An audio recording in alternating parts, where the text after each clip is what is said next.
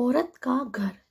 तुम्हें कितनी बार बताया है मेरे तैयार होने से पहले मेरा नाश्ता तैयार हो जाना चाहिए। शादी के 25 सालों बाद भी मुझे क्यों बार बार एक ही बात बतानी पड़ती है। सुमन, तुम्हें क्या है? तुम तो आराम से घर पर रहोगी, मुझे काम पर जाना पड़ता है। तुम होगी हमेशा बेवकूफ़ों जैसी हरकतें करती हो। अगर तुम ये जानबूझकर करती हो तो याद रखना, मुझसे बुरा कोई नहीं होगा। आज भी रवि का पारा चढ़ा हुआ था। इन कटु शब्दों में अपना गुस्सा उतारते हुए, गीला तौलिया कुर्सी पर फेंकते हुए रवि गुस्से से सुमन की तरफ देखने लगा। सुमन के लिए रवि का यह बेवजह का गुस्सा कोई नई बात नहीं था। वह महीने में 3-4 बार ऐसे ही सुमन पर बरस पड़ता था। पहले सुमन उसका विरोध किया करती थी, लेकिन जब कई सालों तक रवि में कोई बदलाव नहीं दिखा तो सुमन ने खुद को ही बदल दिया। अब रवि के कुछ भी कहने से सुमन को कोई फर्क नहीं पड़ता था। रवि की हर बात वो चुपचाप सिर नीचे झुकाए सुन लेती थी। शादी के पहले 5 साल तक सुमन ने पूरी कोशिश की थी कि रवि को बदला जाए, लेकिन फालतू का गुस्सा करना और बाद में सुमन को भला बुरा कहना, यह मानो जैसे उसकी आदत बन गई थी। कोई भी वाद विवाद होता तो रवि सीधा सुमन को बोल देता, अगर मैं तुम्हें अच्छा नहीं लगता तो क्यों नहीं चली जाती अपने मायके, क्यों रहती हो मेरे साथ। इतना सब कुछ होने के बावजूद सुमन रवि के साथ रहती थी, क्योंकि उसे अपनी बेटी की फिक्र थी। और वह जाती भी तो कहाँ, अपने बूढ़े हो चुके माँ बाप को इस उम्र में परेशान करना वह नहीं चाहती थी। समाज और लोग क्या कहेंगे, ये भी तो उसे देखना था। वह इतनी पढ़ी लिखी भी तो नहीं थी कि खुद जाकर कोई नौकरी कर सके और अपना और अपनी बेटी का पालन पोषण कर सके।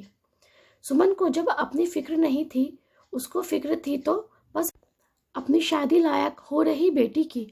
सुमन नहीं चाहती थी कि पति पत्नी के झगड़े की वजह से काव्या डिस्टर्ब हो। काव्या की पढ़ाई पूरी हो चुकी थी, उसके लिए अब शादी के रिश्ते आने लगे थे। कई रिश्तों को काव्या ठुकरा चुकी थी। 2-3 महीने बाद एक अच्छा रिश्ता आया।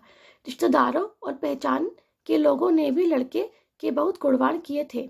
रवि एक शाम अपनी बेटी के पास बैठकर उसे बताने लगा, काव्या बहुत अच्छा लड़का है, पढ़ा लिखा है, बड़ा घर है, बहुत अच्छी नौकरी है। ऐसे रिश्ते बार बार नहीं आते बेटा, इस बार मना मत करना। काव्या अपने पिता से ज्यादा बात नहीं करती थी, शायद डरती थी या शायद नफरत करती थी, लेकिन आज वो अपनी पूरी हिम्मत इकट्ठा कर बोली, मुझे अभी शादी नहीं करनी है पापा, मैं नौकरी करना चाहती हूँ, खुद अपने पैरों पर खड़ी होना चाहती हूँ। हाँ तो उसमें क्या बड़ी बात है, मैंने लड़के से बात की है, वह तुम्हें किसी बात के लिए नहीं रोकेगा। तुम शादी के बाद भी नौकरी कर सकती हो, वह तुम्हें नौकरी के लिए परमिशन दे देगा। रवि बोला, मेरा नौकरी करना या ना करना उसकी परमिशन पर क्यों डिपेंड रहेगा पापा? काव्या ने पूछा। मैं कह रहा हूं ना, तुम्हें किसी भी चीज की कमी नहीं होगी वहां। ऐसे रिश्ते बार बार नहीं आते, इसे ठुकरा मत, बहुत खुश रहोगी तुम वहां। रवि बोला, पापा क्या मैं उतना ही खुश रहूंगी जितना मम्मी इस घर में खुश है? काव्या ने तंज कसते हुए बोला। आज तुम्हारी जबान कुछ ज्यादा नहीं चल रही? रवि गुस्से से आंखें बड़ी करते हुए बोला। पापा मुझे शादी ही नहीं करनी है, क्योंकि शादी के बाद अगर वह लड़का आपके जैसा निकला तो मैं क्या करूंगी? मुझे आपके जैसा जीवन साथी नहीं चाहिए जो बिना बात के मुझ पर हमेशा चिल्लाए। मुझे कुछ भी अपनी पसंद का लेना हो तो 10 बार सोचना पड़े, कहीं वह नाराज ना हो जाए। मेरी तबीयत कैसी भी हो उसे परवाह ना हो, रोटी थोड़ी सी मोटी बन जाए तो घर सर पर उठा ले, उसकी चेकबुक ना मिले तो भी मेरा ही दोष निकाले, और हर छोटी मोटी बात पर मुझे मायके जाने के लिए कहे। काव्या ने अपना दिल खाली करते हुए पापा से सब कह दिया। रवि का गुस्सा 7वें आसमान पर था, लेकिन उसके मुंह से एक भी शब्द नहीं फूट रहा था। वो काव्या की बातें सुन रहा था। काव्या उतना ही बोलकर चुप नहीं हुई। आज पहली बार वह अपने पापा के सामने इतना कुछ बोल रही थी। पापा, आपने माँ के साथ हमेशा गलत व्यवहार किया है।